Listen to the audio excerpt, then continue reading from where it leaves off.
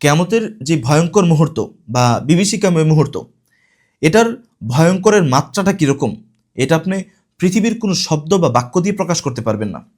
এটা এতটাই ভয়ঙ্কর হবে। আবার এই ভয়ঙ্করের অবস্থাটা পরিবর্তন হবে, এক এক সময় এক এক রকম ভয়ঙ্কর হবে।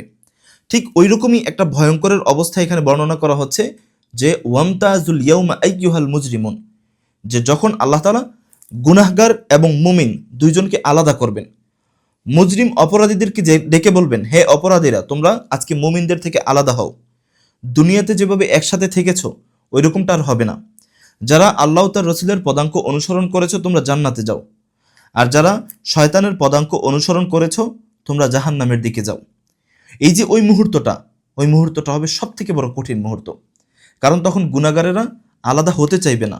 তখন আল্লাহ তাআলা ফেরেশতাদের মাধ্যমে তাদেরকে আলাদা করে জাহান্নামীদেরকে জাহান্নামে দিবেন। আর কিয়ামতের আরেকটা বিভীষিকাময় মুহূর্ত হবে তখন, যখন ওজন দেওয়া হবে আমল নামাকে, পূর্ণ ওজন দিয়ে ঘোষণা করা হবে যে তুমি জান্নাতি নাকি জাহান্নামী।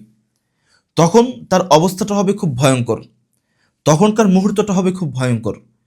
আর ওই সময়ে সব থেকে বেশি সুখী বা সব থেকে বেশি আনন্দদায়ক যে ব্যক্তি হবে তিনি হবেন ইল্লা মান আতাল্লাহ বিকলবিন সালিম, যে একটা পবিত্র অন্তর নিয়ে আল্লাহর সামনে উপস্থিত হয়েছে। আল্লাহ তাআলা এটাই বলতেছেন যে সেদিন সন্তান সন্ততি বাড়ি গাড়ি টাকা পয়সা কোনো কিছুই কাজে আসবে না।